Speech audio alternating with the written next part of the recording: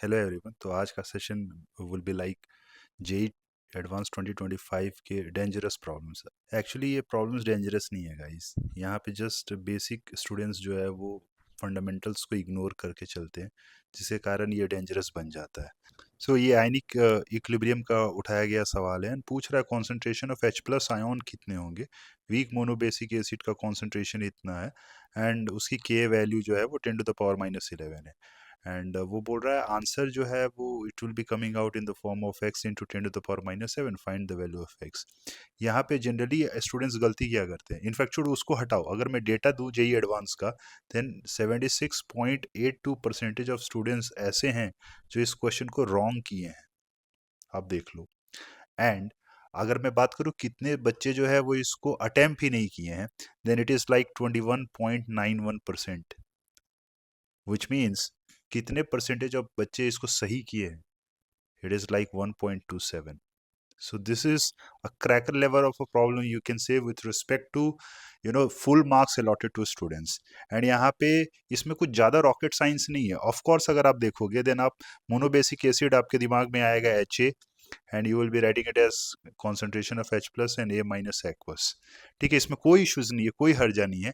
But अगर आप यहाँ जो आयनिक प्रोडक्ट ऑफ वाटर भी दे रखा है, सो यहाँ से तो तुम आइडिया लगाओ कि वाटर का कंट्रीब्यूशन आपको लेना है, या फिर आप ये मान के चलो कि क्वेश्चन जेई एडवांस पूछ रहा है, देन तुमको क्या लगता है कि ये जो है वो डायरेक्ट वैल्यू दे देगा और simply putting the formula getting the answer होगा? The answer is no.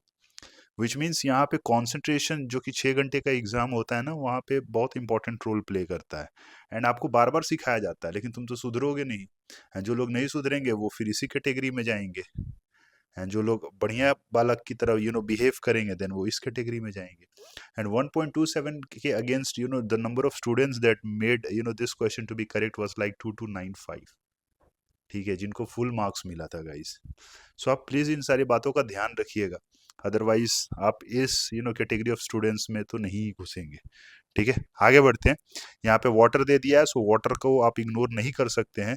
So you can take water as like H plus and OH minus. अब आप समझ रहे हैं यहाँ पे there will be a concept of what, common ion.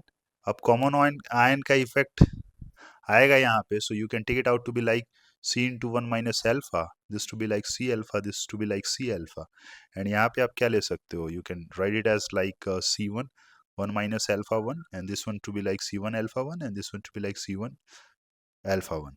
ठीक है, so if I talk about like concentration of H plus as a whole, then it will be like C alpha and then C1 alpha 1, right? अब आगे बढ़ते हैं।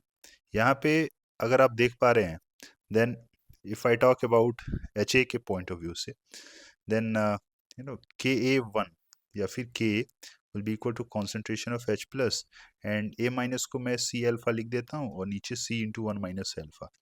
मैं मान के चलता हूँ कि अल्फा नेग्लिजिबल होगा, एंड अगर ऐसा है then I must write concentration of H plus into C alpha will be equal to K into C।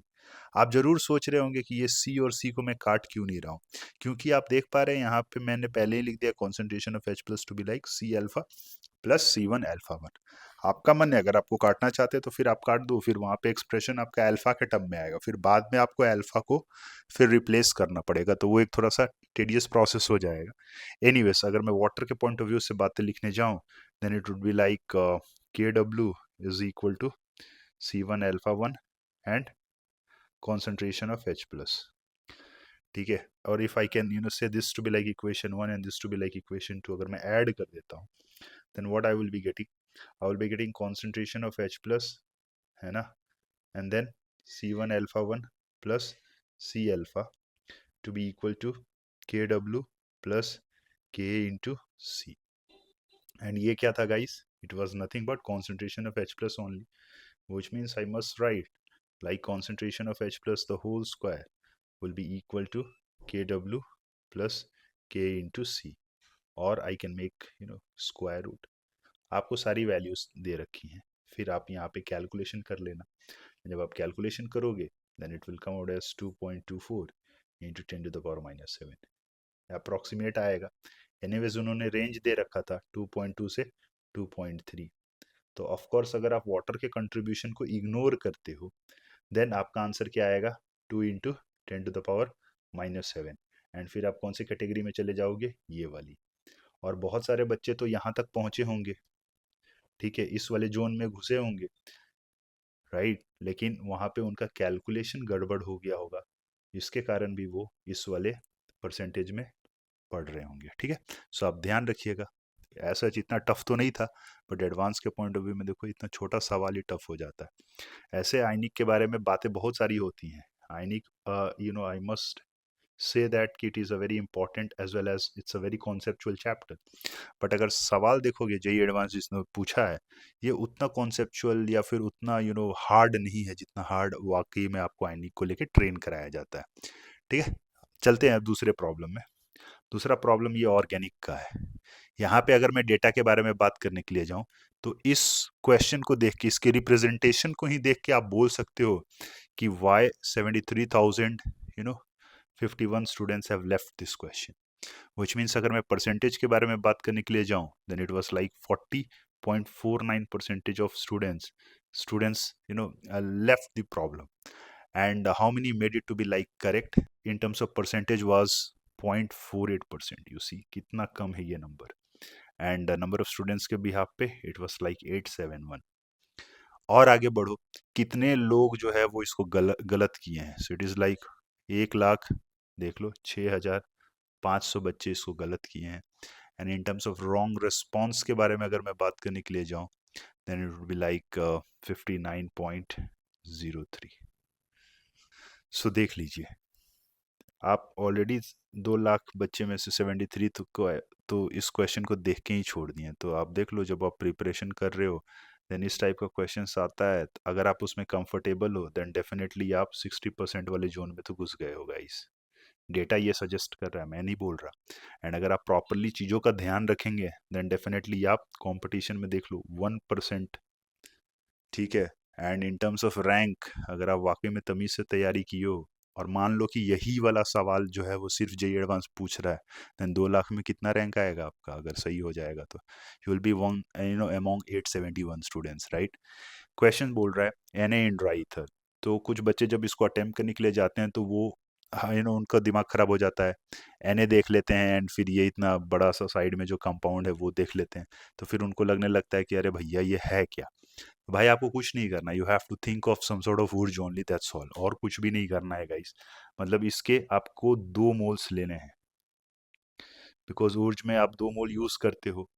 And ये शुरू में कितना दे रखा है आपको, ये 16 मोल दे रखा है। मतलब अगर एक्स से आप पी जा रहे हो एंड रिएक्शन की यील्ड 100% है, देन पी आपका तो 1 मोल बनेगा गाइस।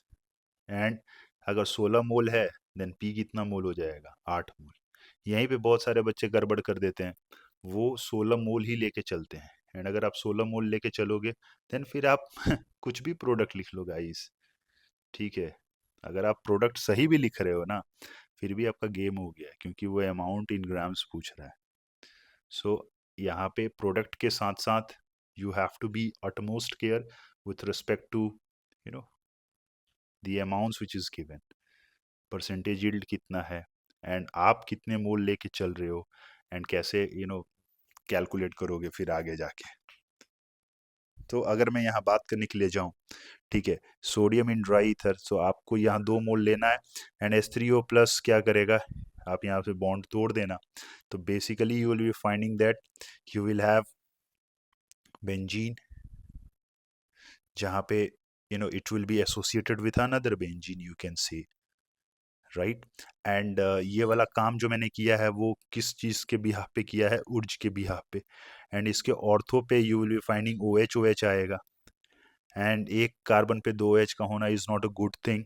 सो आप क्या निकाल दोगे, वाटर। तो वाटर निकाल दोगे then you will be having aldehyde. So यहाँ पे you will have CHO and यहाँ पे you will have CHO। And अगर डेटा के बारे में बात करूँ देन ये कितना हो जाएगा, 8 मोल, राइट गाइस। आगे बढ़ते हैं, ये आपका P था। अगर आप देख रहे हो देन P से Q जा रहे हो, ठीक है, then it is nothing but NaOH delta. Guys ये क्लासिक केस है, जेई एडवांस इसके ऊपर सवाल भी पूछ चुका था कैनिजारो के ऊपर। तो यहाँ पे आपको कैनिजारो टाइप कराना होगा एंड कैनिजारो में यहाँ पे एक मोल ऑक्सीडाइज होगा, दूसरा मोल क्या होगा गाइज, रिड्यूस। सो यहाँ पे मैं C double bond O, O H, और बेसिक मीडियम के कारण मैं यहाँ सॉल्ट वाला फॉर्म लिख दे रहा हूँ, ओ माइनस। अब यहाँ पे हाइड्रोलिसिस से H3O+, मतलब आप समझ रहे हैं यहाँ पे O माइनस जो था उसको OH बनाने के लिए H3O+ का यूज़ किया गया है। एंड जब आप P से Q जा रहे हो guys, then it is like 50%, which means इसके अगर मैं नंबर ऑफ मोल्स की बात करूँ, then it will come out as 4 mole, and this was your Q। आगे बढ़िए आप, जब आप Q से R की तरफ जा रहे हो, ठीक है, देन यू हैव NaOH, फिर CaO डेल्टा, मतलब यहाँ पे हाइड्रोकार्बन की बहुत important reaction that is called as decarboxylation. आपको डी कार्बोक्सिलेशन की याद आनी चाहिए। एंड डी कार्बोक्सिलेशन में आपको पता है CO2 निकलता है, which means if I talk about my R, then R will be nothing but Q के अंदर से आपको क्या निकालना है गाइस, CO2। सो Q के अंदर से अगर आप CO2 निकाल दोगे, then please find it out, like you will be getting this only. So this will be your R, and reaction का yield कितना था, 50%, तो with respect to number of moles कितना हो जाएगा, 2 मोल, राइट। नाउ आप आगे बढ़ रहे हो एंड इसका रिएक्शन किससे करा रहे हो आप, PBr3 के साथ। So PBr3 on alcohol, you have to fill it out to be like what, some sort of SN2 type, ठीक है। So अगर SN2 टाइप होगा मतलब काम उसका बहुत आसान होगा, OH को हटाएगा, रिप्लेस करेगा विथ व्हाट, Br, ठीक। एंड अगेन रिएक्शन का यील्ड कितना था guys, 50%, so this will be like sorry 1 mole,